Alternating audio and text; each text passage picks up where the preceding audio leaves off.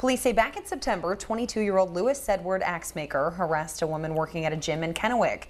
He left after she told him she was going to call the police, but he went back a short time later. Now, we first brought this to you as breaking news through our push alerts, and live on NBC right now.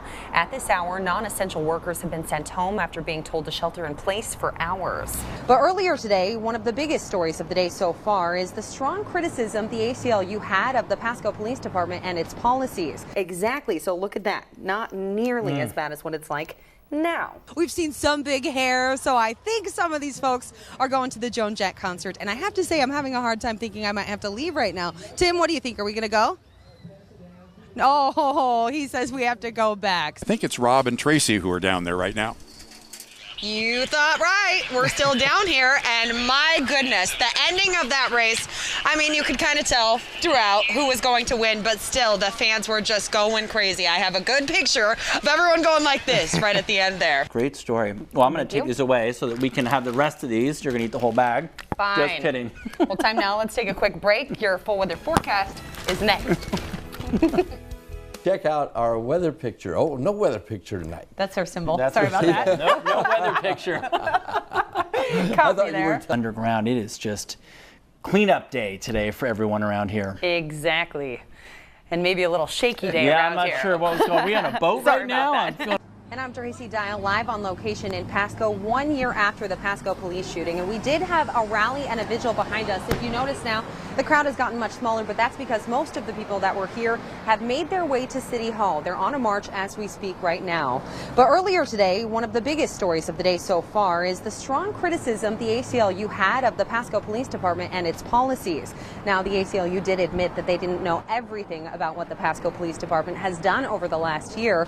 But Chris Luther, he's going to join me live. You were at that press conference. What exactly did the ACLU have to say about Pasco Police? Well, Tracy. Good evening from Richland tonight. I'm Tracy Dial. We have a whole crew live here at Howard Amon Park for the first ever Richland Regatta. And I'm Glenn Cassie. Thanks for starting your weekend with us. Let's send things down to Tracy. How's it going down there? Oh, Glenn, it's going so well down here today. There's been a ton of people down here in the park. Things got started early, around 10 this morning, and the races, they just wrapped up a couple of minutes ago. And we're in the pits right now. You probably see a boat behind me, but there are boats on boats on boats. There are dozens of them back here, and it stretches all the way down to the Lee Boulevard entrance of the park. That's where the start-finish line is, and there you'll find a bunch of other stuff. So again, we are at Howard Amon Park, a brand new venue for boat races for us, and it's just been beautiful down here. So let me show you a layout of the whole park. Down where I'm at right now in the pits is just off of Newton Street. That's where you'll find the pit entry. And then down on Lee Boulevard, you'll find concessions, a beer garden, merchandise. And then here is a look of a map of the whole park and how it's set up. Of course, like I said, the races happened all day today. Again, they go full day tomorrow and Sunday as well. And really, one of the best parts about this event is that it's all free.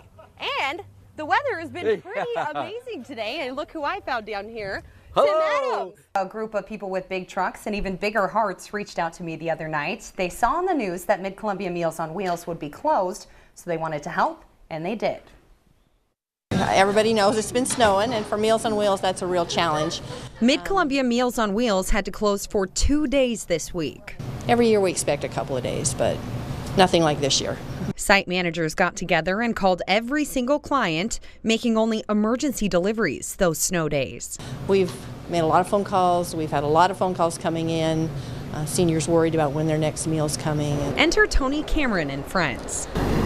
More than half a dozen four-wheel drivers got together to help deliver those meals on these messy streets. I figured I had a lot of experience in the snow, and it doesn't scare me, so I'd be happy to take on the challenge of getting some of these delivered.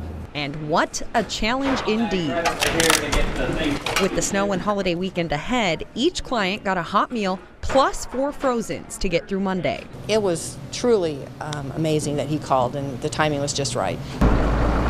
Volunteers managed to package and deliver 1,500 meals in just a matter of hours. And then 1 hot, and they all drink milk, so we're going to need 8 milks. All these guys here have always had good hearts and